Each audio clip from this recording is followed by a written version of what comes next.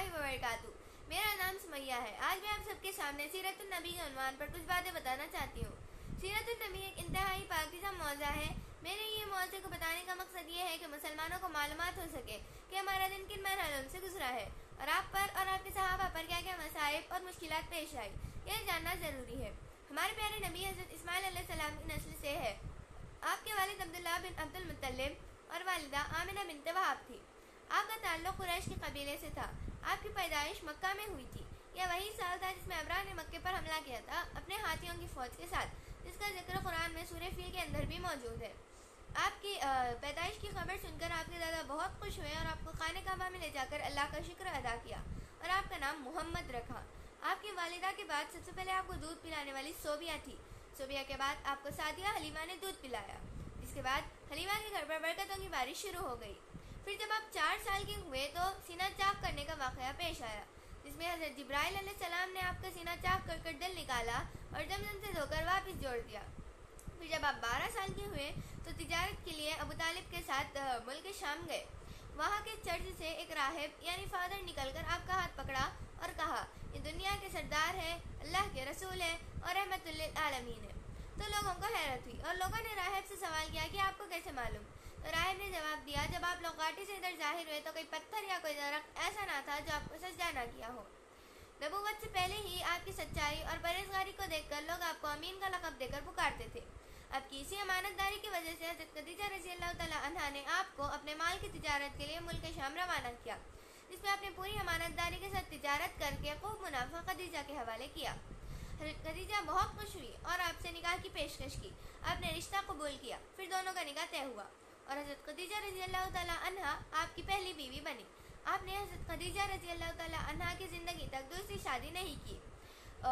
آپ بڑی صلہ رحمی کرتے تھے، لوگوں کا بوجھ اپنے سر لیتے تھے اور کنگال کی ایسی مدد فرماتے کہ وہ مالدار ہو جاتا، اور مہمان کی اچھے سے میزبانی کرتے تھے اور مصیبت زیادہ کی بھی مدد فرماتے تھے۔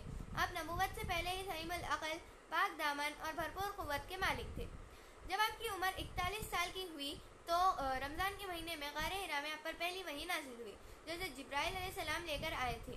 وہ آیتیں تھیں، اقرأ بسم ربک القلم۔ آپ بہت گھبرا گئے اور جا کر تمام واقعہ حضرت خدیجہ رضی اللہ تعالیٰ عنہا کو سنایا۔ پھر حضرت خدیجہ نے آپ کو اپنے چچیرے بھائی ورقہ بن نوفل کے پاس لے گئی جو بڑے معلم تھے۔ آپ نے تمام واقعہ انہیں سنایا تو انہوں نے کہا، آپ پر وہی فرشتہ لے کر آیا ہے جو موسیٰ پر نازل ہوا تھا۔ آپ کی قوم آپ سے دشمنی کرے گی اور آپ کو شہر سے نکال دے گی۔ پھر دوسری وحی یا ایھا المدثر نازل ہوئی اور وحیوں کا سلسلہ یوں ہی چلتا رہا۔ پھر یہاں سے اسلام کی دعوت و تبلیغ کا کام شروع ہوا۔ سب سے پہلے مردوں میں اسلام قبول کرنے والے آپ کے جگری دوست حضرت ابوبکر صدیق رضی اللہ تعالیٰ عنہ تھے۔ عورتوں میں سب سے پہلے اسلام قبول کرنے والے آپ کی بیوی حضرت خدیجہ رضی اللہ تعالیٰ عنہا تھی۔ بچوں میں سب سے پہلے اسلام قبول کرنے والے حضرت علی رضی اللہ تعالیٰ عنہ تھے اور غلاموں میں سب سے پہلے اسلام قبول کرنے والے زید بن حارث تھے۔ رسالت کے بعد سب سے پہلے جو حکم دیا گیا تھا وہ نماز کا تھا۔ آپ جب لوگوں کو اسلام کی دعوت دیتے تو دشمن اسلام شور و گل کرتے اور لوگوں کو آپ کا پیغام سننے نہیں دیتے تھے۔ پھر اللہ نے آپ کو ایک اور معجزہ عطا کیا جو اسراء و معراج کا تھا، جس کا ذکر سورہ اسراء کی شروع کی آیتوں میں بھی ہے۔ یہ وہی واقعہ ہے جس میں آپ نے خانہ کعبہ سے بیت المقدس تک کا سفر ایک ہی رات میں کیا تھا۔ بیت المقدس میں آپ نے 2 رکعت نماز ادا کی اور تمام انبیاء کی امامت کی۔ پہلے آسمان میں آپ نے حضرت آدم علیہ السلام سے ملاقات کی، دوسرے آسمان میں آپ نے حضرت یحییٰ علیہ السلام اور حضرت عیسیٰ علیہ السلام سے ملاقات کی، تیسرے آسمان میں آپ نے حضرت یوسف علیہ السلام سے ملاقات کی، چوتھے آسمان میں آپ نے ادریس علیہ السلام سے ملاقات کی، پانچویں آسمان میں آپ نے ہارون علیہ السلام سے ملاقات کی، چھٹویں آسمان میں آپ نے حضرت موسیٰ علیہ السلام سے ملاقات کی، ساتویں آسمان میں آپ نے حضرت ابراہیم علیہ السلام سے ملاقات کی۔ پھر آپ کو سدرۃ المنتہا تک لے جایا گیا، جہاں پر آپ کو 50 نمازیں ایک دن میں ادا کرنے کا تحفہ ملا۔